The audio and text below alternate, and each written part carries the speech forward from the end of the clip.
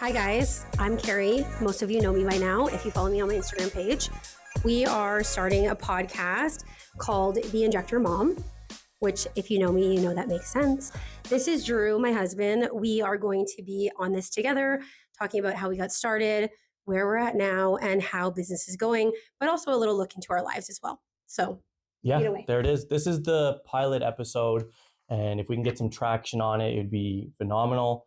If you're watching this on YouTube, subscribe to the channel if you can. Let us know any comments and questions in the bottom, just to let us know what's going on. If you enjoyed it, if you didn't enjoy it, too bad, so sad, because this is more for us as well. We'll start off with who are we? Who we are, or more importantly, how we met. We've known each other forever and a day. Going back to probably we're 13, 14 years old. Yeah. And I still have PTSD from it. She broke up with me on her birthday simply because I didn't buy her a present. But yeah, I was turning 14. But I didn't know it was your birthday. So doesn't matter. That's the biggest thing. You got to read my mind. We went to school together. All through high school. Fast forward through high school, we kind of had separated and gone our own ways. And when we got to about the age of 20, we had communicated with each other again and started hanging out. And we were in our own relationships at that point in time, and just realized that she knew that I was perfect for her. And then, we got together, and shortly after being together a few months, we moved out of our homes and to an apartment together, and parents' homes. I didn't have my own house. Got our first dog, Hank, small little Jack Russell poodle. Mm-hmm. He was with us forever as well, about 14 years. But I was in nursing school at the time. So when Drew and I kind of got together again, I was in nursing school shortly, a year? Yeah. And then soon after decided that nursing school was not my jam. Yeah. I hated it, to be honest with you, which is kind of funny how it led to all of this. But I hated nursing school at first. It was just too in-depth for me, too much commitment. I was only 19 at the time, wanted to party, wanted to do all the things that a 19-year-old does. So I couldn't be held back with schooling at the time. So yeah, time goes on, and eventually got engaged, and we were really unsure about even wanting to have kids. Mm-hmm. Fast forward a little bit, we do have 3 kids, and we'll get into that for those who don't know. But we were really set on not having any kids, or at least I was. Truthfully, I never wanted kids. This was a discussion that we had many times. This is going to be a long podcast. I would rather roll over in a ditch somewhere than even think of the idea of children. You got to cut that out. There's no cutting it out, because that's the truth. When you're 20 years old, the last thing on my mind was kids. Yeah. Anywhere you go, restaurants, movie theaters, you go to an event somewhere and there's other people's kids, and you're a kid yourself, and you're just sitting there listening to them and watching them. You're like, oh my goodness, there's no way. But your health was a big deciding factor on that. So cut before we went to the whole further on the health thing. I started, when Drew and I moved in together, I started working at Manulife, and I was working in their health department just to because I loved health, but I didn't love the idea of pursuing school at the time. And then I started working at Manulife for a little while. And then Drew and I started getting comfortable in our apartment and just living life how we would as 19, 20, 21-year-olds. And then the topic of kids became a little bit more serious. Obviously, at that age, most people are not thinking about having kids, but we had a little bit of other deciding factor that made us think about why kids might have been an earlier discussion than getting older and having kids. Most people have kids when they're when they're 28. Even, yeah, 30s. A lot of our friends are having kids now when they're 37 to 38. It's just for Drew and I, it was a lot earlier, as my health wasn't great when I was young. So it got worse it's predicted to get worse as it gets older. But even before going further, what is it about the health? What's going on health-wise? So I have a respiratory disease. Actually, most of you, I'm very open on my Instagram page. So if you follow me on Instagram, a lot of you know about my health already. But at that age, my health wasn't that great. So I have cystic fibrosis, which is essentially a respiratory condition, and it affects more than one organ, but mostly your lungs. So a lot of the time people with CF, if you have it, you obviously know, but it causes a lot of breathing issues.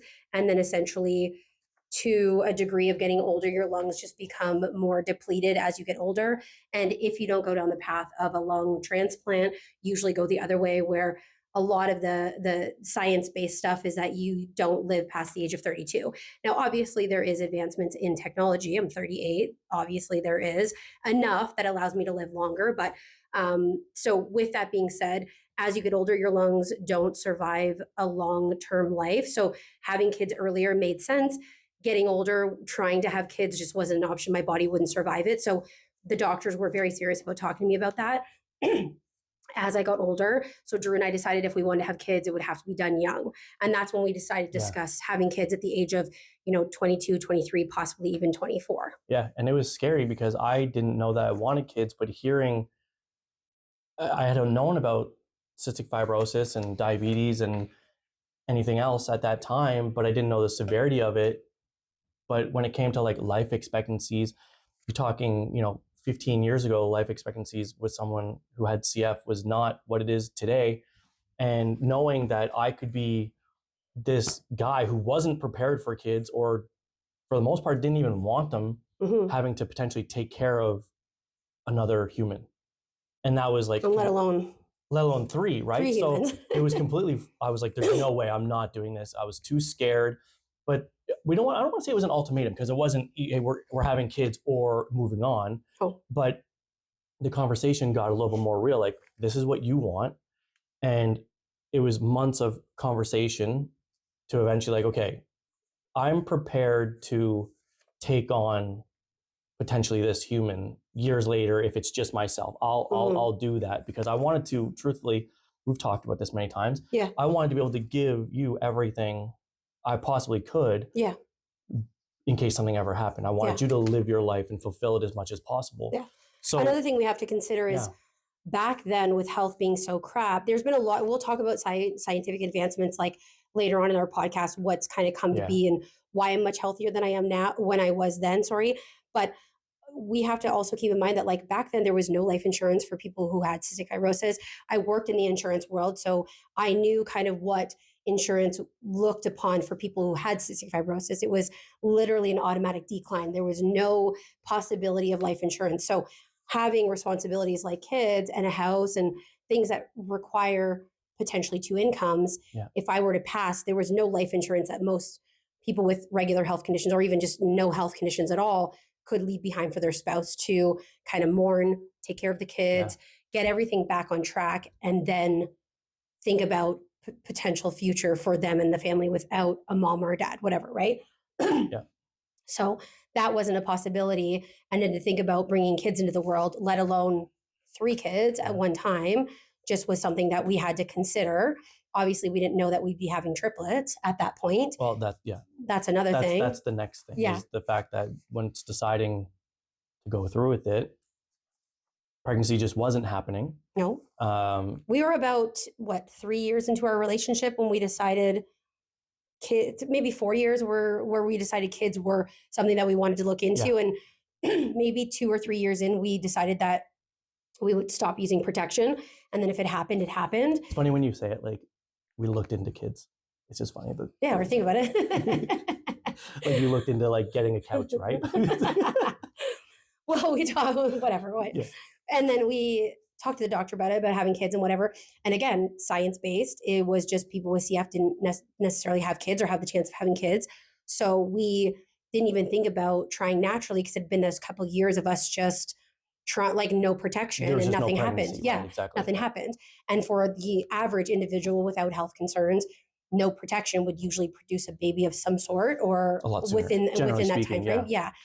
Obviously, forgiven the whole like fertility issues. But so we decided to look into a fertility doctor. And then when we started seeing the doctor, she really didn't do any like examination. She just also went off the science-based evidence that was like, see if people just don't have kids. So we decided to go the route of fertility. And then I think it was like a month in, and then we got pregnant. But to the fertility, it was called IUI. Yeah. We did like she tried to send us home the first month and just be like, monitor your temperatures and do your whatever you require to do the first month of fertility. And she really didn't think that it was a possibility for us to have kids. So we were going to go through all the motions and kind of see what we could produce. But then the next month is when she gave me the fertility drugs and was like, don't do anything at home. We're going to try IUI. We were concerned that my cervix was an issue. So we were just going to try the IUI. And sure enough, literally a month later is when I started having all the symptoms of being pregnant. So I went in for a test and she sent me home. And the next day they called because apparently the numbers were just astronomical. Yeah, the numbers were just out of control. So she called me and she's like, I need to see you in the clinic immediately.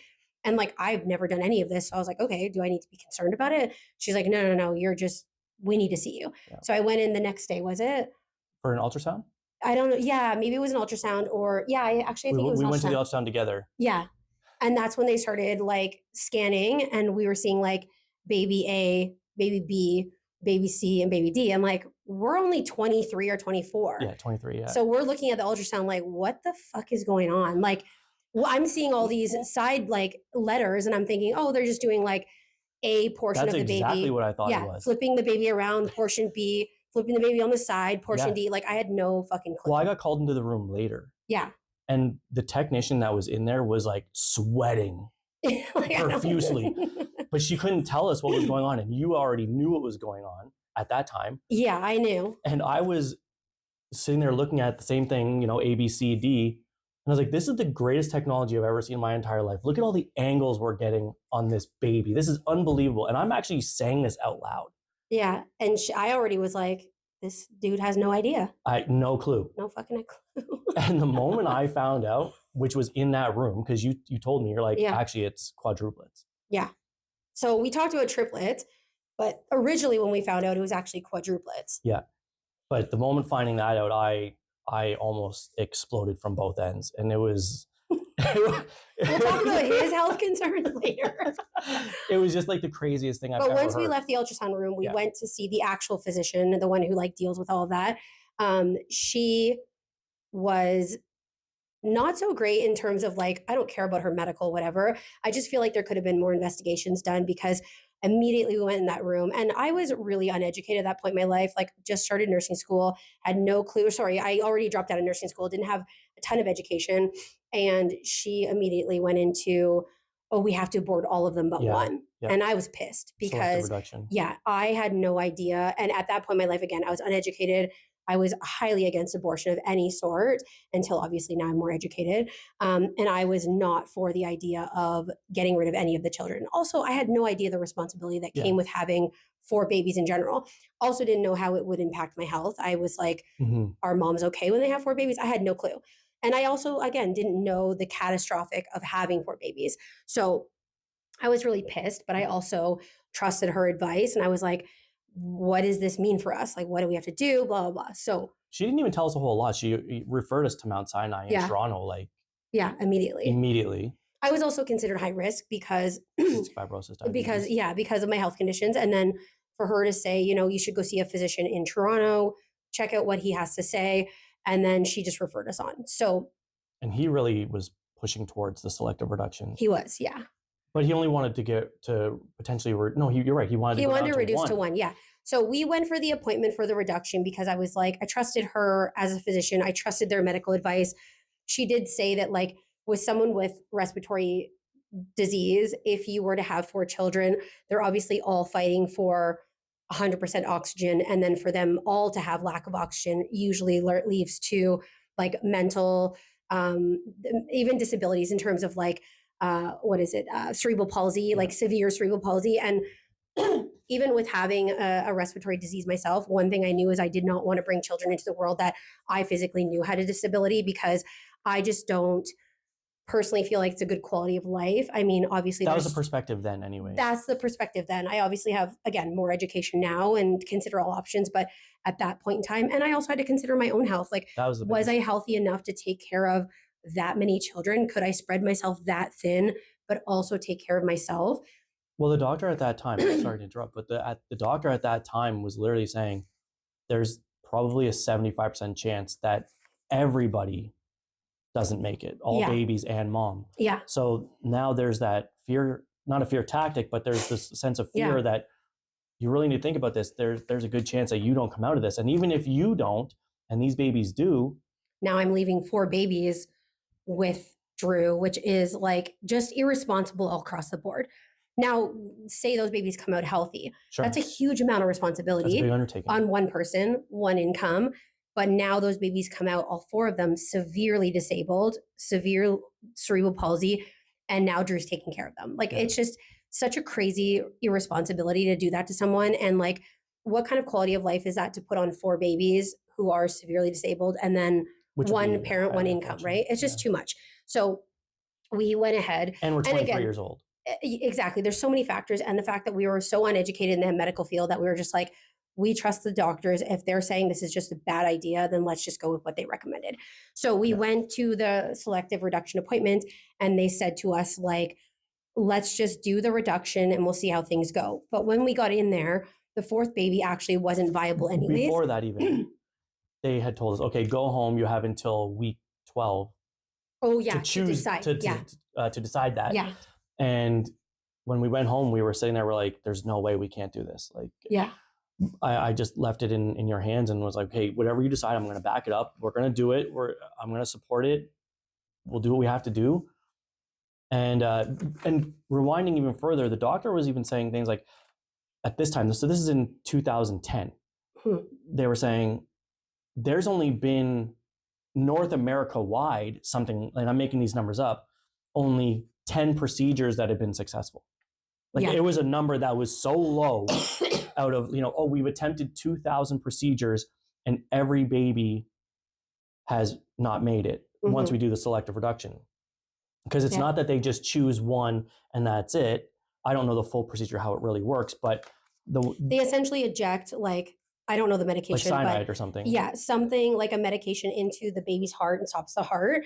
And usually the baby's not viable. However, like all of the babies were viable except for one, but they still wanted to take away 3 of the 4 to give me only 1 baby. But they also said with taking away 3, all of them have a chance. The 4th could potentially go. And I just wasn't for it. Again, uneducated. I was like, I am not aborting any children. I said, they only had like 10 records that were successful. It was not a procedure where they're like, we can guarantee you come out with 1 baby. We're like, they were pretty much just like, let's see what happens. And I wasn't for in reality, and I understand it, they were looking out for you. Yeah. To be honest, that's what they were looking out for. For sure. And obviously, like, at a darker kind of thought is like, you can always have another baby. Right. You can't always have another mom. So I got that. Now I get it, obviously. But at that time, I was like, this is insanity. So then before week 12, we go back to the appointment. Then they do an ultrasound and there's only 3 babies. Yeah. So we go back. You're right. We're like, we might as well go for the selective reduction. Like, I didn't want to put anyone's health at risk, even a baby's health or all those babies' health. So I was like, let's go and do the reduction like they recommended. And then when we went to the ultrasound, they were kind of scanning to see which ones were viable. And they saw that only 3 were present anymore anyways. So 1 had spontaneously aborted, what they call it. And when you have that many babies in your uterus, now I should say they were all in different sacs. Yeah, so they're fraternal. They're fraternal. None of them look alike. I don't know where the 4th baby was. We don't really have, they didn't really tell us if it was in the same sac as the other one. I don't know if they were identical. Too early to even know anything. So they started scanning and they said that there was only 3 left and the other baby had aborted. And I guess when a baby aborts and when there's that many sacs and a baby aborts, it just reabsorbs back into the body. So there was going to be no signs of a miscarriage or any of that stuff. So I asked the doctor at that point, again, I just was like, I'm not aborting any of them. I was like, can I keep all 3 of them? And he was like, we need to look at your health stats and then we'll decide. So he like got my lung function test, made sure everything was good. And then hold ultimately, on, sorry to cut you off, but this is like week 11 at this point in time. There's only like another week before the door is closed on that option. Go ahead. So we got my lung function test. He looked everything over. He obviously is educated on like high risk pregnancies. If things are going to turn out, how are the babies going to be? And he felt that my lung function permitted me to carry all 3. So we just decided as a family that we were just going to go ahead with the 3 babies and just see where life takes us. Seriously. Yeah. It's actually remarkable, but I mean, they're going to be 14 this year. So so it's insane. And in all honesty, a lot of people ask us how the pregnancy went, how I felt, how everything. I actually thought it was like the easiest thing I've ever been through. I was obviously, once I got large, like they were pushing up on my lungs. I had trouble breathing, but my respirologist, my lung doctor, was very aware of what was going on. And he actually took me off work at like month 6 or 7, I think it was. So I could, take the time I needed to rest, and just, I would have trouble breathing, like walking up the stairs. So things were just getting harder as I was getting bigger, but health-wise, I never really had any issues. Everything was like smooth sailing until week 29? Week 30? It was 30 weeks one day is when they were born. Yeah. So around week 29, I was started October having... 5th is when you went to the hospital. Yeah. And stayed in there until October 10th. Yeah. And that's the day they were born. But essentially what I was having is like fluid was leaking from one of the sacs. We didn't know which one, but obviously that's a concern because amniotic fluid should not be leaking from anywhere. It's usually an indicator that labor is coming soon. So I went to the hospital, and then I spoke to the OB there, and they sent me to Toronto right away in an ambulance just because they were concerned about the fluid leaking. And then I stayed overnight. Well, I stayed that night actually for the week, didn't I? In Toronto? Yeah. Yes. And they put me on fetal monitor. They were like, you're going to have your babies tonight. Everything was planned to have them. Obviously, they were very early. What a disaster. Yeah. And then that night, they were like, nope, you're not going to have them. Everything seems good, but we're going to keep you just to make sure that they're safe and everybody's good. So I stayed there for about a week. Drew went home, got my stuff. Or no, you went home first and got my stuff. I was at work. You called me. I left work, came to the hospital to see you. Yeah. And then they said, okay, we're going to Toronto. Yeah, they took me in an ambulance. Yeah. So I went home, packed a bag for Drove you. like a bat out of hell. I think I beat the ambulance. To Mount Sinai. Seriously. Yeah. They said, oh, don't worry. And they kept calling me dad. And it was so annoying because it actually still sounds weird now hearing my kids say it. It's such a weird thing. I would love to know, honestly, moms and dads, like when you hear that, does it sound weird? Does it sound weird to you? No, I feel like I've just settled in the role. Like even if I go to, and this is off topic, but when I go to an appointment or if I go to the school to pick them up, I'm like, I'm here to pick up my daughter. I'm here to pick up my son. It sounds so weird. It feels so weird saying it, and they're almost 14. I know. I don't know if it gets any probably not. less weird, but I'm wondering if more dads than moms feel that way. Because I don't. I feel like it's just... I don't know. Anyways, going back to the driving, they said, oh, this is October 5th, and it's like midnight at this time.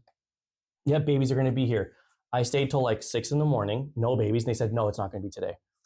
Drive back home. Literally actually, I went to my mom's house to get our dog, Hank. Yeah. Picked up the dog. R.I.P. Rip. Went in the car, in the parking lot. You called me and said, babies are coming. I'm like, oh my goodness. Walked Hank back into my mom's house.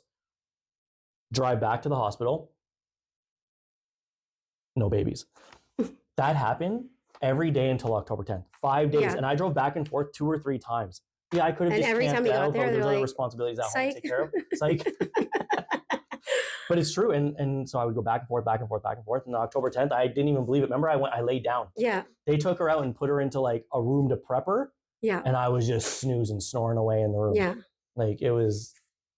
Let's take a little side break and talk about Drew and his bowel issues. Bowel issues? Oh my goodness.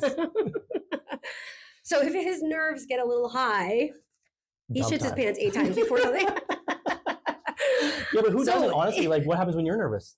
You don't get like that? I don't know. I can't even think of it right now. I think of even growing up, like right for track and field, to be like, okay, the boy's 10-year-old, 100 meters. You're like 1 minute. Like, oh, you guys gotta wait. Like I say Taco Bell or something. Like I don't know. That's just how I am. So when they said they literally came knocking on the door to wake me up and said, "It's go time." It's time, and they were gonna like gown me up and stuff. And I was like, you gotta hold off at least 5 minutes here. So here I am about to push these babies. And there I am doing my business, and then immediately jumped in the shower. Jump in the shower. So not only did he take a dump, he had to make sure his ass was clean before he was here for the babies to deliver. And by then, everyone was there. Your sister was there. Yeah, everyone was there. Your parents were there. My mom. Yeah. Everybody was there already. I actually did a C-section, though. I did not push them out. The OB was, or the surgeon, I don't know what they're called. Pediatric, I don't know what they're called. Anyways, he delivered the babies via C-section. But apparently, if you have more than twins, they don't allow a vaginal birth because babies can flip around, I guess, become breech, make it just a dangerous situation overall. So I did have a C-section, but I was grateful for that because I didn't really want to have a vaginal birth anyways. Yeah. So I had a C-section. It went really well. Came out. Babies were like tiny, like I'd say 2 pounds. 2 pounds each. They were 2.1. tiny, tiny.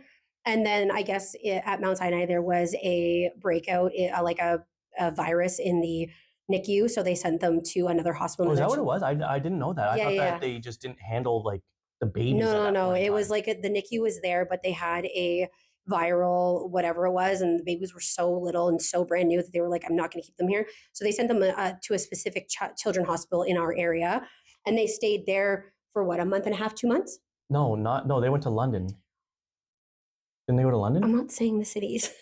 Why? Who cares? It doesn't matter. At the end of the day, like these hospitals did a lot of work Yeah. and they're owed a lot of respect for it, right? Yeah. Toronto did what they needed So to they do. went from Mount Sinai in Toronto to McMaster, which is a huge children's hospital in our area that takes care of specifically children with all sorts of ailments, whatever it is. Mhm. So they went to McMaster, and then once they started gaining a little bit of weight, at that point they had no suction to drink from a bottle or anything. They were so tiny, so they were just feeding them like an NG tube, so the tube that goes from Oh your my nose goodness. to your stomach. Yeah. So they're drinking very little, literally out of like a 1 ml syringe. They were maybe drinking like Not even a mil. yeah, like At the it time, was to like start. literally that compared to that for a tiny little stomach.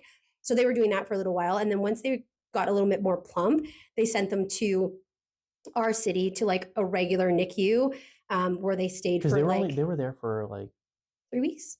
in London. No, they didn't go to London. They went to McMaster in Hamilton. Okay, sorry, I thought it was London, but no. Then they brought them to our city and they stayed there for about 2 weeks. and not just our city, Grand River Hospital. Yeah.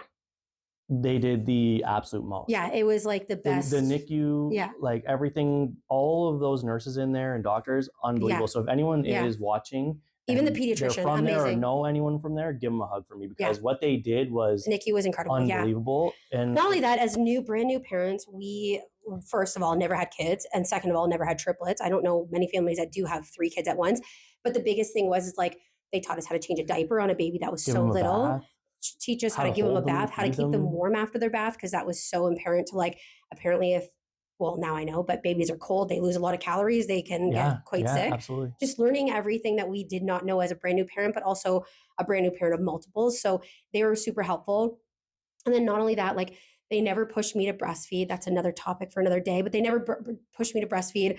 And the pediatrician actually that was taking care of my babies was actually my pediatrician. So he knew my health concerns and he knew what kind of challenges we were looking forward to breastfeeding, to taking care of 3 babies at once and trying to manage my own health at that time. Mm-hmm. So what was great about him is when my children were ready to come home, he sent one home at a time. And that was really helpful because one, we were adjusting to our home life with 1 baby, let alone 3. So he allowed us to take 1 home, kind of get them acclimated to our home life, waking up every 3 hours. And then a week to a week and a half later, he would send the second baby home. And then my son was the last to come home because 1, he was very tiny. And 2, he was having like, oh my God, I don't know what they're called now, but his heart would like not be stimulated. So he would stop, his heart would stop, and not like a code blue, or a code pink actually, but not like that, more so like he just needed to be like touched and he would stimulate his heart again. So that was happening for a little while. And as a new mom, I was terrified to bring him home because that was happening. So they didn't let him go home until probably 7 or 8 days later after the last one or second last one came home. And then he finally came home. And even then, like we had so much community support. Like, oh my goodness, we had like a dietitian come out. We had like, oh my gosh, I think physio it was like for when they didn't physio, like so many people. And I didn't realize all those community supports were available until we had babies. But I don't know, you guys will have to let us know, but I don't think that support is really available for 1 baby. I think they just sent you home and say, good luck. But for us, there was so much support and we really needed it because we had no fucking clue. Yeah. And if it wasn't for the nurses in there, honestly, like it was really hard. Crazy enough. Like you think they're feeding every 2-3 hours. Yeah. And as a parent, if you've ever been through it, you know, there's such a, I would call because you can't be there 24 hours and you'd be at home, you'd have some rest. And I would call and be like, oh, well, how much did they eat? And they would tell me, oh, well, they had 2 milliliters today. And I would have thought they won the Super Bowl. Yeah. It was, I would just cry and cry and cry. The emotions are high. The craziest thing ever, right? Like they just had 2 milliliters. Yeah. Are you kidding me? Like it was the craziest moments ever.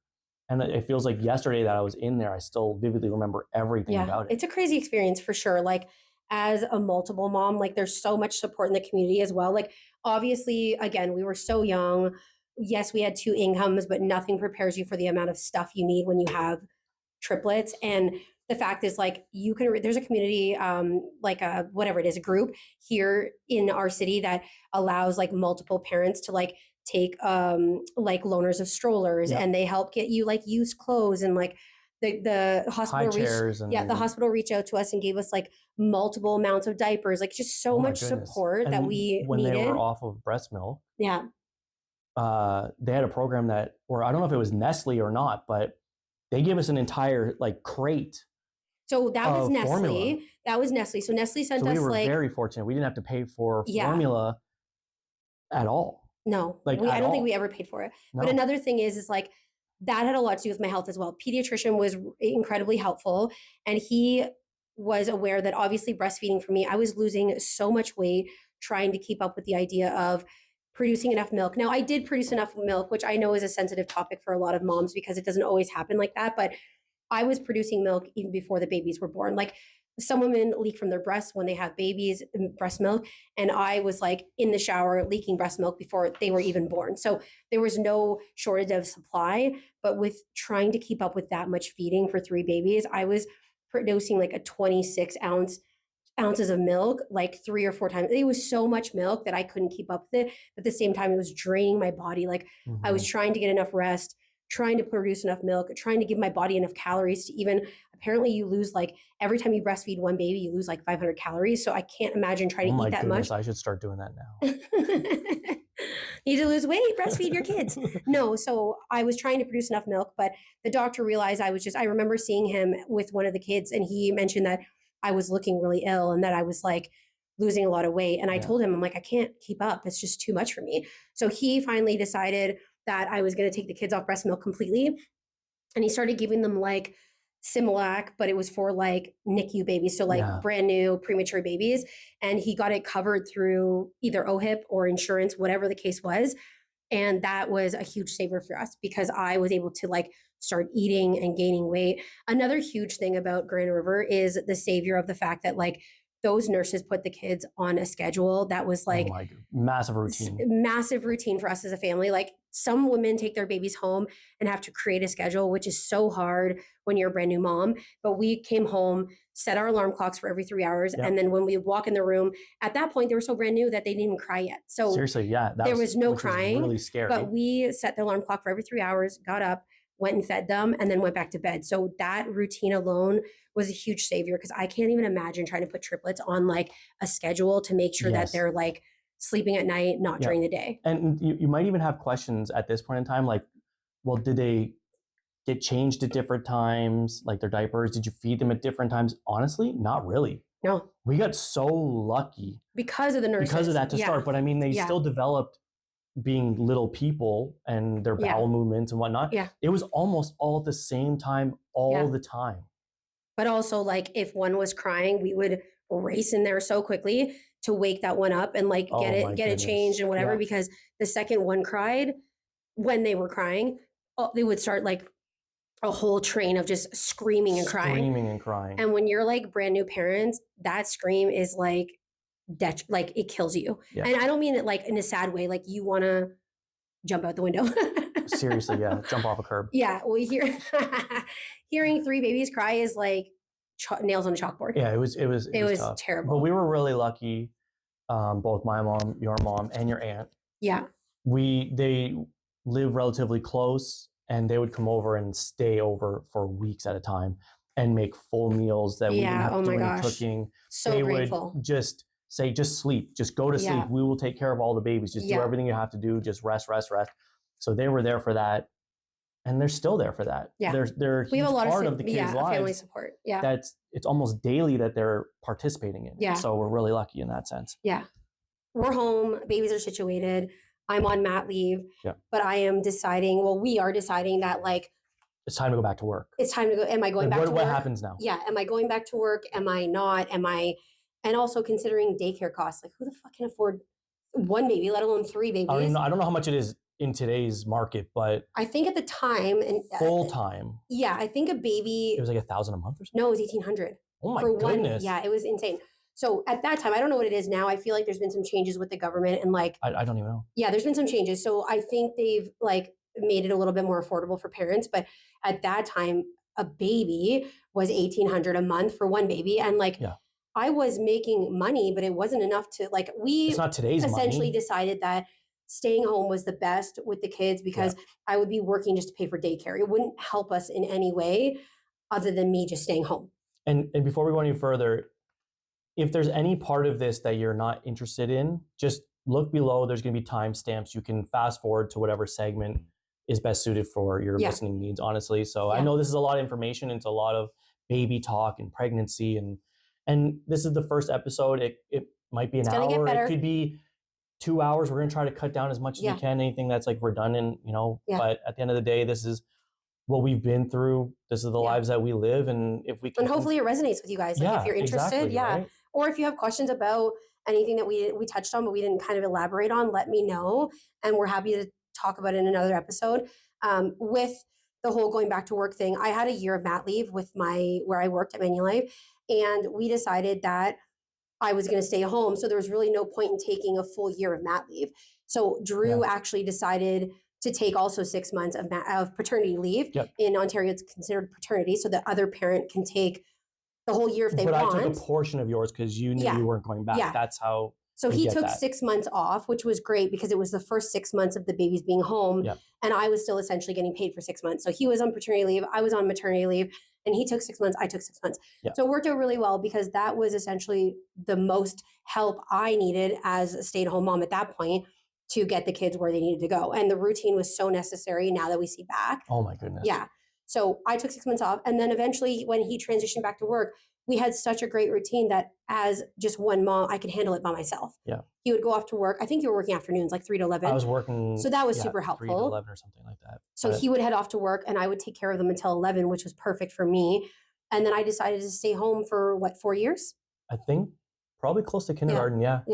And then around the 2-year mark of them being about 2, I started to get the itch of like, I'm just not the type of person that would stay home forever. So I knew that I wanted to do something when they were ready for school. So that's when I decided that ultimately going back to work at Manulife just wasn't an option. I wasn't interested in that anymore. And I needed something more, I don't know, to kind of make my mind move. Like I was really interested in, I'm just a heart, like be more fulfilled. Yeah. I'm a driven person. I just can't sit at home and do nothing. And I knew that my kids were going back to school, which would essentially leave me with an empty home. It's not like I have a 2-year-old and a 6-year-old and one's going to school and the other one's going to be home with me still. Like all of my kids were leaving the house at the same time. So I decided when they were 2 to go back to nursing school. I felt like that was essentially my passion, even though I left it, years back. I was more committed. And when you become a parent, you go back to school, like you don't really have an option to drop out. Whereas when I was 19, it wasn't my interest. So dropping out, I didn't really see the future and understand. But now when they were like, I have no other choice but to get a career, it was going back to school and they were 2. So I went back to become a registered practical nurse, which in Ontario is a lot different. Because I'm hearing a lot of things about, LPN, like a licensed practical nurse in BC compared to a registered practical nurse in Ontario. So as an RPN in Ontario, you have your own patient load. You see patients by yourself. You're not like a nursing assistant. You are actually doing your own patient load. So I knew going back to school, that's what I wanted to be. And then when they went back into JK or SK, whatever it was they started in, I went back. I started working as a home care nurse in the community and just full time. So that's what I started to do. Yeah. And I loved it. Finished doing that.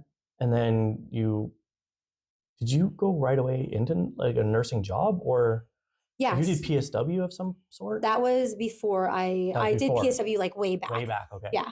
And I loved PSW. It's just, to be honest with you, PSW is a body breaking job. Like shout out to all the PSWs who are still fucking doing that after like 20 years because it is body breaking, like back breaking. It's incredibly hard work and I could not do it for the rest of my life.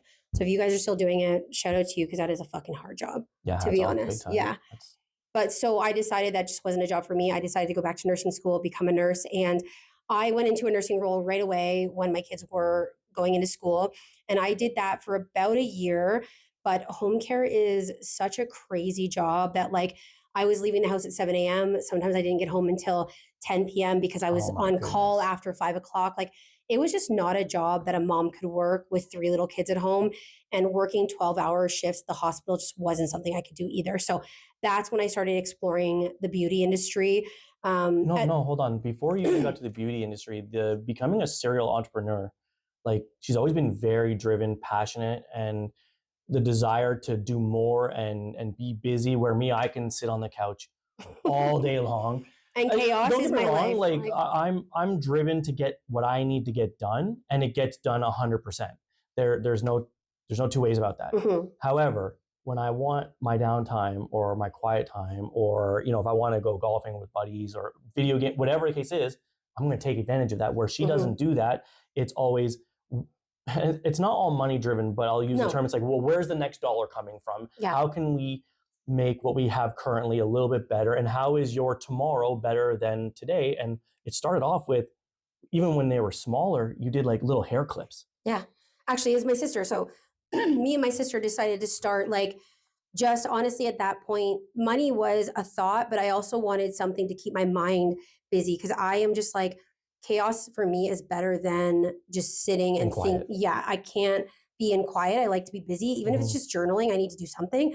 So my sister and I started like a little business where we would make hair clips for literally like out of bottle caps. Literally, we made so many things, and it actually, people started to buy it and they liked it. Now, it wasn't like no fucking multi-million-dollar company, but it was something that, one, kept me busy, two, put a little bit of extra money in my pocket. Again, triplets are fucking expensive. I want to interrupt here, because if anyone's listening and they're sitting there, we live in this world where on Instagram and other social media, everyone is living their best life and everyone's super rich and everyone has everything that you don't have, and their house is cleaner and their kids are well dressed and so on. It's not real. It doesn't exist.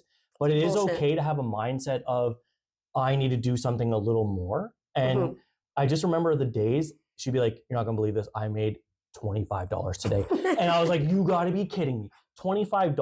On top of my hourly wage? You know what that can amazing. get us?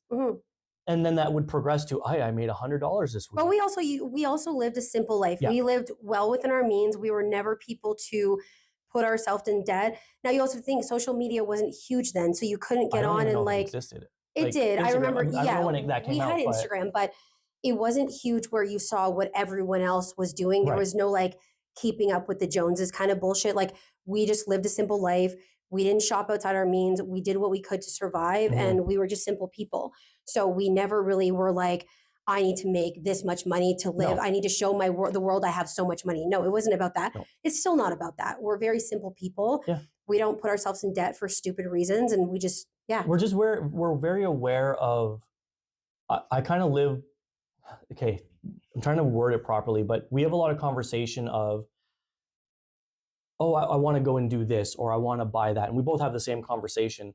And if it costs $100, the question is always, is this going to negatively impact us? Is this going to break our budget? Is this going to put us behind? If the answer is yes to that, then we move on from that product or idea. And if the answer is no, we'll be fine, and it is really fine, then go ahead, do it. I don't like, it doesn't matter to me. Yeah. We'll talk about finances. That's a finance is another, it's a whole different conversation. Yeah, it'll be a different podcast for us, because there's so much into it. Like, we have a different relationship when it comes to finances. Like, we have friends that we obviously hear from them about it and whatever. We'll talk about that another time. But what were you talking about? One thing I was going just to touch on that I was going to say is, if you see other people out there and they're making an extra $20, $30, and you say to yourself, I could do that, but I don't want to step on somebody's toes because they do that, step on them. Yeah. And step on them hard. Yeah. Because that $20, $30, whether it's daily, weekly, monthly, it could be an extra $30 a year, whatever the case is, that's for you, and it's not just for them. So take the leap, take the gamble, risk versus reward, and it's not for everybody, so don't take it as this is gospel and you must do it. But at the end of the day, that's the decisions that we kind of did was, hey, should we be spending $100 on supplies to make $120? And that's when the hair clips ultimately was like, let's do this, because that $20 is worth our time. Another thing that we've always stood by is like, you got to spend it to make it. Yes. Right. So you're not, if you're spending that $100 to make $200, it makes sense. Yes. But if you're spending $100 and now you're going to be minus $100, then it doesn't make sense. Exactly. So when we started the hair clip business, me and my sister, it was honestly, the supplies were not expensive anyways. No. So it worked out that we would make the money back and a little bit more. And at that point in our lives, again, we're simple people. We just wanted a little extra money to make sure we're happy. Yeah. That worked out. And then that kind of transitioned to the hair clips are great. But then I was like, I like the idea of nails. And again, Go ahead. It was that you wanted to get your nails done. Yeah. So And I go and couldn't get your afford it. nails done. Cool. Go get a manicure, get paid, whatever you're going to do. Go ahead. I don't know what the cost is even now or then, but you want to spend $50, $100. Fine. You've made that with the clips. You deserve it. You want to pamper yourself. Go and do it. But how much does it cost just to get the LED lights or UV lights, whatever it is? Is it UV? I don't know. I think it's LED too. Or if you wanted to do the different, I don't even know what they are, but how much is it for you to go and get it done this week? If you just buy the material, it costs this. Okay, now we own the material. What if we just put an ad on at the time Kijiji or on Facebook and let's bring people in? But we also wanted to be self-sufficient. Like I was like, exactly what he said. Like, why am I spending $100 to get my nails done when I can spend $100 and buy all the product and learn the shit myself? I'm not causing myself any harm by putting it on my nails. So I was like, why am I spending the money? But again, it goes back to, it was a risk and a gamble to spend for if you were absolute dog shit at it. Like, to be honest, if you were, then you would have spent money on items that we shouldn't have done. Yeah. But that transitioned into nails. A little bit of extra money again. I had friends who just wanted, like, I did very basic stuff. Like I did shellac manicures, which was like literally in my eyes, like the easiest thing I could have done. So, and I mean, hindsight, I probably was doing it absolutely terrible and wrong, but I created a little clientele. I had like people who I kept with me for 8 or 9 months and just came back every 2 or 3 weeks. You still have people in this business that followed me all the way were through. From then. Yeah. Which is remarkable. It's crazy. Yeah. Which I'm very grateful for, obviously. But that you did that, you juggled doing nails at the same time of being a nurse. And a mom. Yeah. And a mom. Yeah. Right. And a wife. But well, that'll be another podcast. but you juggled it and managed it very well. Yeah. And fast forward, I don't know, X amount of time, it was the same thing. You would want to get your eyelashes done. And you heard that, hey, this eyelash market at the time, expensive. Now it had already been around for 2 decades, 3 decades, or whatever the case was. But it wasn't overly popular when I stepped into it. Right. Not only that, I met a lady, I actually still, her name's Marcy. I still talk to her till today, actually. And she was also the same as me, like a serial wannabe entrepreneur. Not that we weren't, just saying like a serial entrepreneur.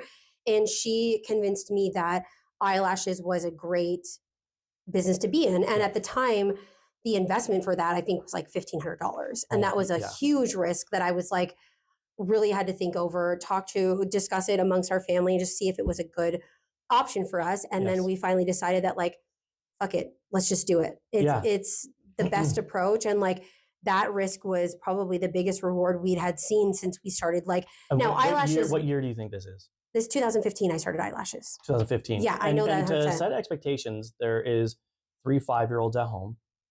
Money is ridiculously tight. Oh yeah. And I'm not exaggerating. And I'm talking tight as in like we'd be at the grocery store and be like, do we put back the macaroni or the hot dogs? Yeah, right? like we need to put back stuff because we can't afford it. Yeah. 100%. So go on. And like, let's even talk about like way back when we were at a point in our lives where I wasn't working. Drew was working full time, not making a ton, but making enough that we were surviving. And when you have a respiratory disease in Ontario, you can actually not work. Like don't have to work for the rest of my life and I would get disability pay through the government, but also I'm not that person. Like, and I'm not against anyone that does it. Like if you need it, take it. Yeah, that's what it's there for. Yes. But at the same time, I am, again, we were talking about driven. I can't sit at home and just take money like that because I wanted to do something else with my life. Yeah. Now, people who are disabled and can't work, that makes sense. I get that. But I could, and I was healthy enough to work at my capacity. So I knew that I wanted to fucking work. Yeah, absolutely. But at the time that I was a stay-at-home mom, I did not work and the government gave us a subsidized income to help us with the 3 kids. And I had an income coming in, but it wasn't a lot. No. So that helped, but it also wasn't enough to pay for 3 kids and a family of 5 to eat every, we were putting stuff back. I wasn't out getting Botox and filler and doing all the crazy things. I didn't even know what that was at the time. I didn't either. And that's going to be a whole nother topic about partners, spouses, from my perspective, guys in particular, approval of Botox. We'll talk about that. Or lack of understanding of the medical. Yeah, we'll talk about that after. But anyways, $1,500. Now we're taking a massive gamble because this is make or break for us. Yeah. It's either this works or someone's hitting the corner. And it's not going to be me. But you also have to remember, like, I was not trained No. in nails. I was not trained in like making You like a learned. business. I was just learning as I go. But with eyelashes, I would have been formally trained. Formally trained. So I would have had the necessary training to do the proper job. Yeah. So I went and did the training, spent the $1,500, got my essentials that I needed to start my business, and actually started the business in my house because I didn't have the money to do any sort of clinic or salon, any of that stuff. I just couldn't afford any of it. It was a simple table. Yeah. With a chair on either side. Yeah. Was it eyelashes? Table. I'm thinking also the nails because massage table. This was in our basement, and our basement is not big. Was only 10 by 15. Yeah, it's not big. And it was only half of it was occupied by you, and the other half was a little gaming area we had. Yeah. So you only had like a very small. It was so tiny. So tiny. Yeah. 2 chairs and then when you had the bed in there to do the eyelashes. Yeah. So you do the eyelashes. Yeah. And I was doing the eyelashes and I was starting to put it on Kijiji, and actually no, I started the eyelashes in our other house. No? Yes, Are you sure? did. Yeah. Okay. Because we moved. So we moved lived 2016. Exactly. So I started the eyelashes in our old house. There's a few patients of mine right now that still talk about when I had the little tiny basement, like the smallest. It wasn't even a room. I literally partitioned off half the play space that the kids had for an eyelash. And I started for eyelashes, and then I started Kijiji offering like the cheapest services I could, because at that point, Do you remember how much you were charging? I think it was $75 for a full set. What would it be today? Like $125 to $150. So not a huge jump, but like I was working for like 3 hours, making $75. But you have to think, like at that time, that's $25 an hour more than what I was making at that point. Which is still great. So it's money, right? Yeah. And I was thinking like, this is $75 that I can put towards groceries or gas or whatever we needed.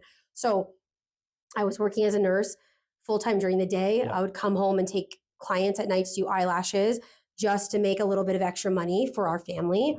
And then it got to a point where I was a full-blown entrepreneur at night, doing eyelashes, taking clients, and working during the day. And there was so much stress on us as a family, because now Drew is a full-time income earner, full-time parent, and there was no room for me in there. I was so busy, I couldn't contribute to the home life.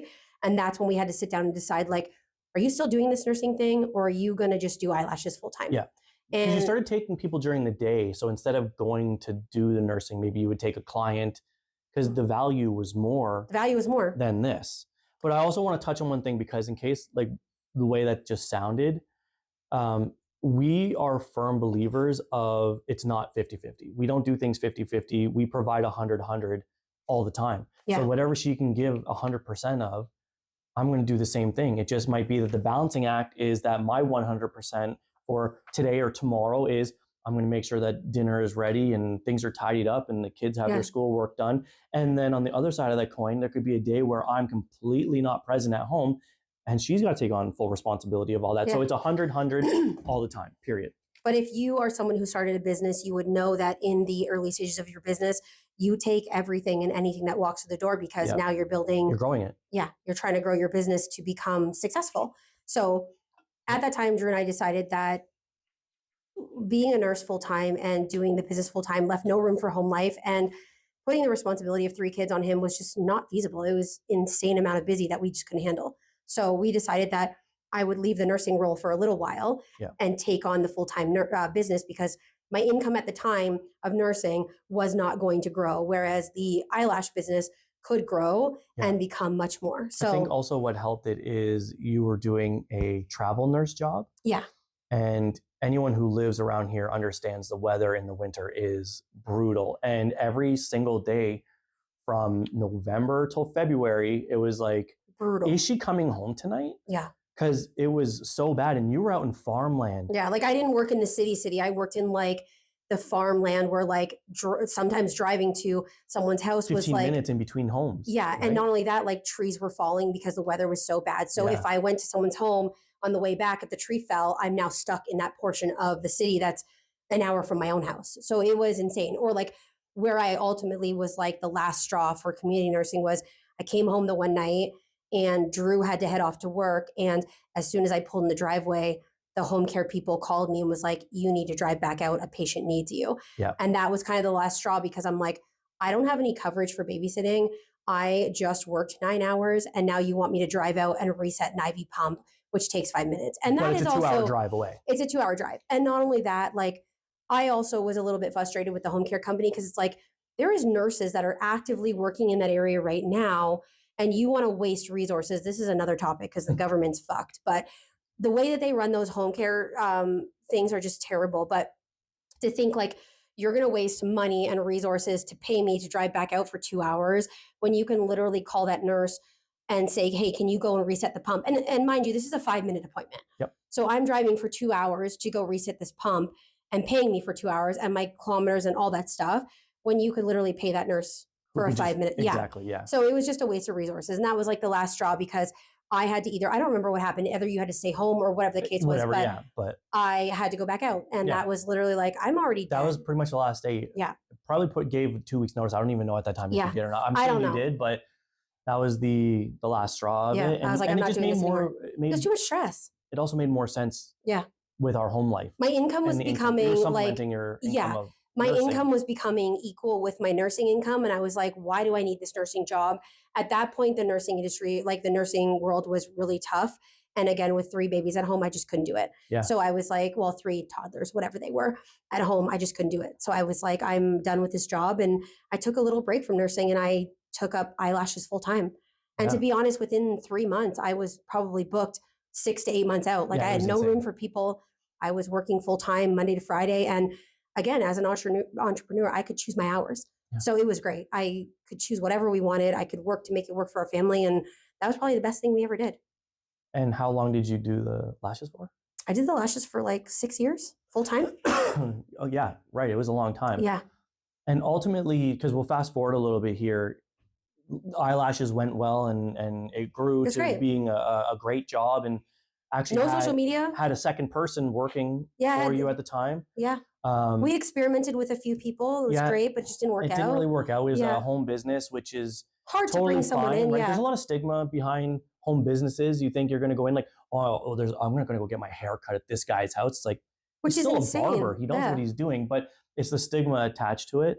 That's exactly it. Another thing to talk about the stigma is like people think because you're working out of your home, like you can't afford to get a clinic or whatever. It's like the way things are going nowadays, a lot more entrepreneurs are going to be working from home because things are not cheap. Like to rent a space is so expensive. Depending on where you are, the size depending of where it, you are, everything. Like to afford that monthly is just so outrageous. And like with the economy, and we're going to talk about the pandemic as well, is like people not just today. We're not going to talk about today. People just don't have the money to be going and getting those services all the time. So as an entrepreneur, you also have to take that into consideration. Like, are you always going to be on the up and up? No. Right. So are you going to afford that space when things are on the downside? Probably not. Yeah. So you're going to see more people working from home just to... And not everyone is meant to be in a location. Like if you can have work at home and you're making more than what you normally would, or the same as what you normally would, why would expand? You don't have to keep expanding if it's not. And it doesn't mean you're not successful. Exactly. It's just actually working smarter. Yeah. Because you're not taking on an overhead of potentially $5,000 to $7,000 a month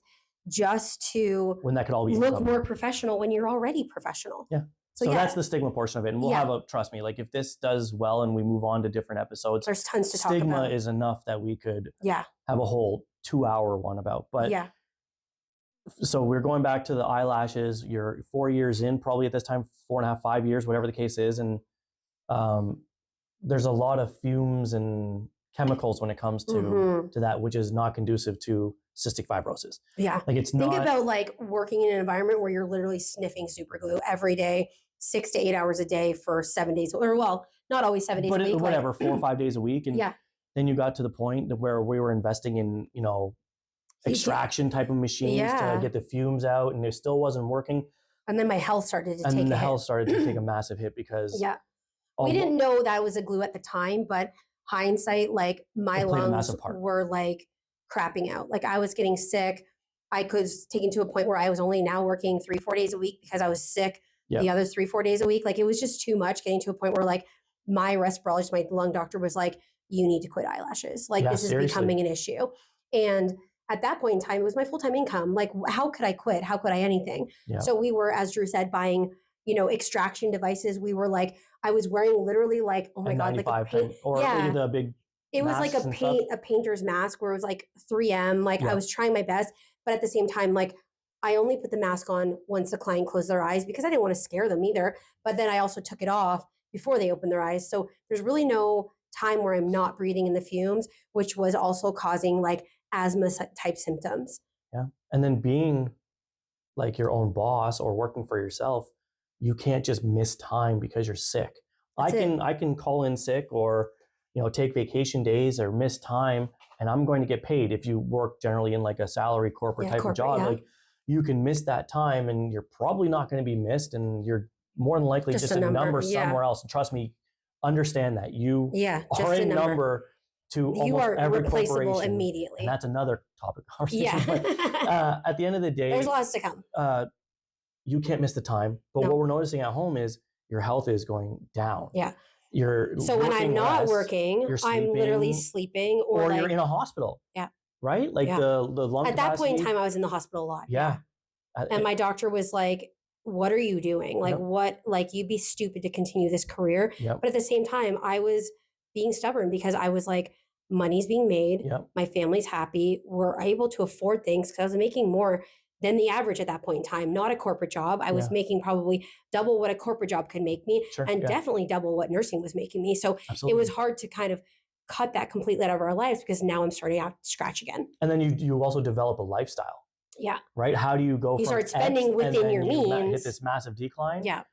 And you could just even have a car you can't afford anymore, or your mortgage that you even though can't we afford. didn't, we were still we like, did, exactly. Yeah, we were still smart about our money. But again, that money that we were making was still spending within our means, and our means were a little bit higher because our income was a little bit higher. We never spent outside of our means ever. Means, So I lost my train of thought there, but my kids were also getting everyone older. was taken care of and getting older and stuff.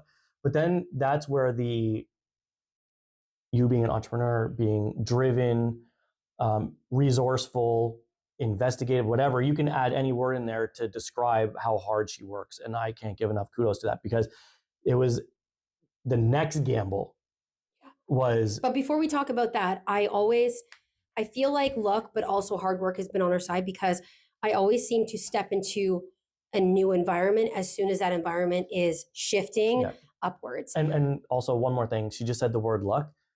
And there's been many times where we have to get that word out of the vocabulary, because it is, yes, there's a luck to everything. But at the end of the day, when you work hard and you're outworking everybody else, or you're trying to outwork everybody else, and it pays off. You are putting in that work. It is not luck. You've been driven. You've pushed and pushed and pushed and pushed. And I guess I don't see it from an outsider's perspective, because sometimes I feel like every time I've started a new business, which has been 3 or 4 at this point, I step into it just the moment that it is taking off in. Well, that's how it looks, because you've worked so hard that you made it do this, where other people are still doing this or this. Yeah, for sure. So it's not luck. It's really not. And I've said it many times to you, like over and over and over again. It is not luck. And there's so many times it could be anything. You could be out somewhere and go, someone, not even a business, and they go, "Oh, you're so lucky." Nah, bitch. Not luck. That's hard work and determination and dedication to that craft. Yeah. Right? Like, not everyone can own a business, and not everyone should own a business. For sure. And not everybody a lot of people know that they are not meant to own a business. Right. They don't want that responsibility. Exactly. So when another thing too is like talking about drive, or like moving on, is like, there's people that I know that I've trained with, and we'll talk about where I'm at now, but there's even people that I've trained with, 3-4 years ago when I started injections, that are still in that training environment, that have not opened anything or have not moved on to, taking their own patients. So yes, I understand that it's not about luck, because I do think I work really hard, but it's also like the environment has to be, And if you are a business owner out there, if you've ever been reached out to and someone has said to you, "How did you do that?" Just know you're doing it right. Yeah. How did you do that? Where did you get that? Or how do I get to where you are? How do I do insert whatever? Like, what steps did you take? Who did you contact? What school did you go? If you are being asked those questions, you've done everything more than likely the way you should be doing it. And things can start off very slow. Just keep grinding. It's going to ramp up eventually. And if it doesn't, it's very, very slow. That's okay too. But also know that there's going to be moments, which we'll have another session about this, that you just feel like an absolute fucking failure. Oh yeah, there's two sides of the coin. Like, there's days where I've sat in my bed and been like, I'm not even busy, and I'm crying my fucking eyes out. Yeah. And that's where you need the support of a partner, because I think there's going to been many times where I would literally sit in bed and probably give up. And then Drew would be like, you got to keep going. Like, well, this is going well. Like, and again, I don't see it from the outside. So I'm just thinking like, oh, fuck, like this sucks. I hate it. I want to give up, crying my eyes out because I see other people online that are busy, busy, busy. And I'm just like, God damn it. Like, how are they so fucking busy? Yeah. And I'm not. But then I also see people reach out to me and be like, how are you so busy? And I'm not. Exactly. So yes, I don't see it from an outsider perspective. Maybe I've definitely learned now to have a little bit more appreciation for things that are busy when it's not, how to run my business differently. But when you're first starting out and you see people that are so busy and you're not busy, it's really hard to appreciate that you will get there one day. Yeah. And I think that's where you need the support of a partner for sure. Absolutely. Yeah. And before we go off on a tangent anymore, we'll just go back to the health on decline, got to make a decision, stepping away from lashes. Yeah. And then through research and, information, you come across injections, cosmetics, right? And and to also, your nursing license was expiring. Yeah. I had, it was like I think 2 months. No, it was like 8 months. Was it? Okay. It was a long time, but. So in Ontario, if you are non-practicing, at this point I was non-practicing because I did not want to keep up with the yearly licensing. It was expensive. It was like $300 a year, $350 a year to pay. And you're not using it. I'm not using it. Yep. I was not using my knowledge at that point. I was just like, and also I worked really hard to become a nurse. So I didn't want to give it up completely. Yep. So I wanted to just go non-practicing. And then after 3 years of non-practicing, if you are still non-practicing at 3 years, if you decide to reactivate your license after 3 years, you have to re-educate yourself. Yes. Now, you don't have to take the full years that you took for nursing school, but you have to go back and re-educate yourself. So that was at the point where I was like, I need to not let my license expire. Or you had to do a co-op or something. I had to do a co-op, but I'm saying like, I didn't want to go back and do like a full re-education. Yep. So I decided at that point that I was like, let's just get this in motion. Now, remember, when I started nails and the hair clip thing, it wasn't a big investment. No. It was like a little investment that we took the risk on. And it was more for yourself to begin with. Then when we did eyelashes, it was like a $1,500 investment. Now let's talk about cosmetics.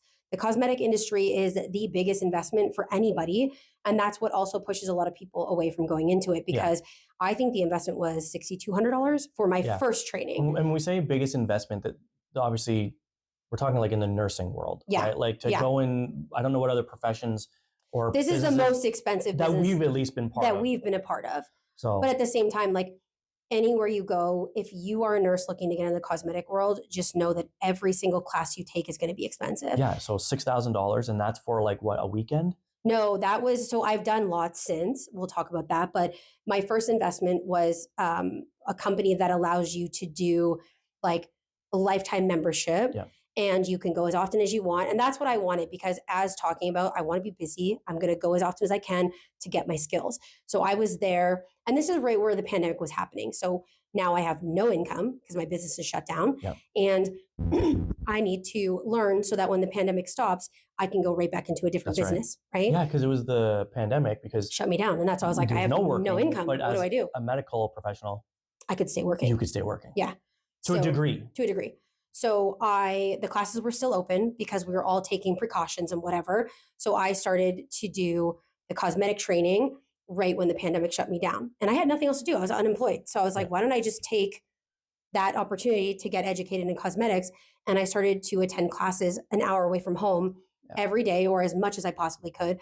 But again, but it wasn't close to home either. No. And that was the cheapest investment for the period of time that I was able to train. Yeah. Most cosmetic classes medical cosmetics are a weekend of 2 days. Yeah. And it's anywhere between $3,000 to $6,000 just for 2 days. That's just to get training. That does not include how to be a business owner or bringing clients in. And most of those courses in 2 days did not give me enough information to be like, I'm going to go home and inject someone's face. Exactly. There's no fucking way. Yeah. So the classes that I've took since, even day classes, if you're going to get a good educational class, it's usually 7 to 8 hours, and it's anywhere between $3,000 to $5,000 for that 7 to 8 hour class. It is not cheap. Yeah. So those investments became few and far between in the first year because I'm literally dumping money in to try to make it out as one of the best injectors or try to give as much knowledge because just like working in the hospital, you're taking responsibility for a medication that you're injecting. Yep. And if you fuck that up, that's you and only you on the line.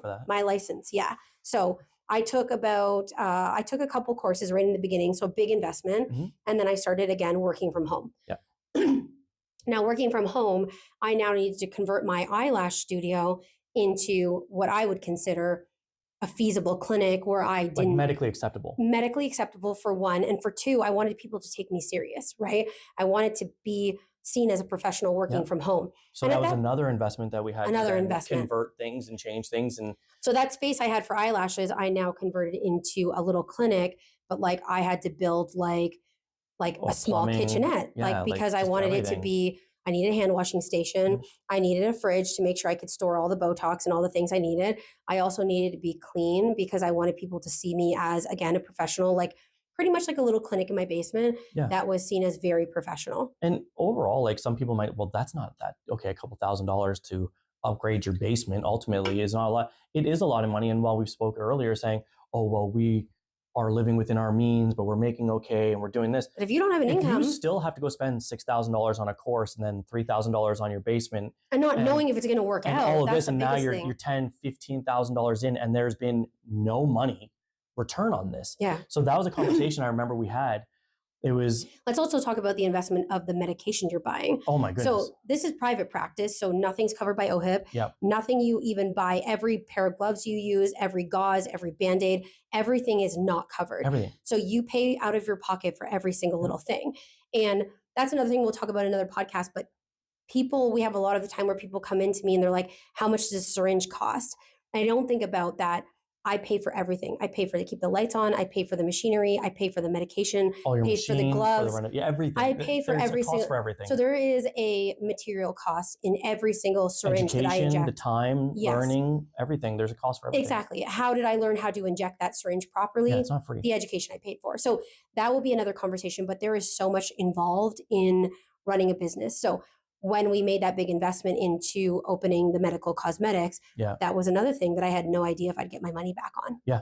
And the name of it, you can see here, we're actually in her office right now, KW Beauty Medical Cosmetics, but the city we live in is KW, but that's not the meaning behind it. It's actually my first and last name. First and last name. Yeah. But And it works people- out so well because where we live, it's called KW. That's just what we call and it. people are starting to figure it out because on my checkout machine, it actually has my incorporated name and it has actually my first and last name and then Beauty Incorporated. Yeah. So a lot of people are like, oh my God, I did not realize that was your first and last name. I thought it was the city that we live in. Yeah. So it's funny how that name came to be. But originally I started as Lashes by Carrie. Yeah. And then I don't know my hair clip name. I think it was something between my sister and I, but Clips? No. I don't remember. I'll never know. It's probably on Facebook somewhere. Somewhere. That's where most of our business came from. Yeah. Yeah. It was huge. Because you could sell through Marketplace and whatnot. Now that I am more established, I definitely pay for marketing and social media and whatnot. You gotta have a professional team behind you to now I do, because there's no way I can handle all this by myself. And like I am also big into delegating. When you don't know what the hell you're doing, just delegate to someone who does. So definitely that is something that I can afford now because obviously things have changed. But I never paid for any sort of social media marketing. I did everything through Facebook, through friends, through word of mouth. Like even nails. I don't think I've ever, maybe it was Kijiji, but again, that's a free market. Exactly. Yeah. You utilize so I don't think I as much ever as you paid could. for anything. And I even, at where I was working before, I had a marketplace there. Yeah. I would put in little ads and then they would say, that breaches our thing. And I would just repost it. I didn't care. But yeah. Even your friends, like some of your friends were coming for nails. A lot of friends would do that or word of mouth like that. Mm-hmm. But ultimately, that's the story of us and mainly how about Carrie. That this is the pilot episode. These microphones are brand. We've never used them. So if hopefully they're not shit. Absolute crap, let us know how the audio is. We're obviously going to listen to it before we post it. And also, if you have questions about our story, like I said, we're going to have a timeline below because if you're not into listening to babies or, the stuff that happened to us, skip through and just listen about how we became. And hopefully this becomes more interesting for you guys over time. There's lots more to talk about. And like, we have some great opinions and and we're really excited to get started. Yeah. We're really lucky to have a phenomenal relationship. This conversation probably would have happened laying in bed tonight. Yeah. Right. So we just want to get our words out there so you guys can hopefully feel some of what we're saying, but also understand that everyone feels kind of the same. Everyone goes through similar events and lifestyle changes and life cycles. And there's just so much. And maybe you are not, maybe you're kind of where we are now, or maybe you're just starting where we did 15 years ago. But everybody goes through these portions in life where they have to start from scratch, and just know that if you you have the support and you know that, risks do pay off over time. Yep. Maybe not every risk will pay off, but they will pay off over Yeah. time. So just know that you have to keep working for it. Yeah. And if you're a hard worker and you have dedication, you're ready to kind of grind it out, it will work. And the first one may not, but the 20th one might. Like, it's going to take time. And you're going to beat yourself up about it. Like I said, there's times where I sit in my bed and I cry and I just feel like it's not working for us. And that's I want to when things give are up. going great. And I want to give up and I hate it and everything. And then it works out. But there will be times where you feel like that and you just got to keep going. Yeah. So if there's any other topics you want us to discuss in future episodes, we don't know if there will be a second one. If this does work out well and there's a good response to it or viewership, then we'll make a second one and maybe a third, and we'll figure out a schedule from there, whether it's bi-weekly or once a month or once a week, who knows? Yeah. And hopefully by now you guys know why we called it Injector Mom. It just makes sense. You did say the name of it? Yeah. Yeah, the Injector I think so. Mom. If I didn't, there it is. The Injector Mom. Yeah. Is our podcast name, because it is essentially how I came to be, but also about our family, our life, how everything works out for us. And there's lots more to talk about. We have a lot of topics coming. So thanks for listening and stay tuned for our next episode. Yeah. See you in the next one.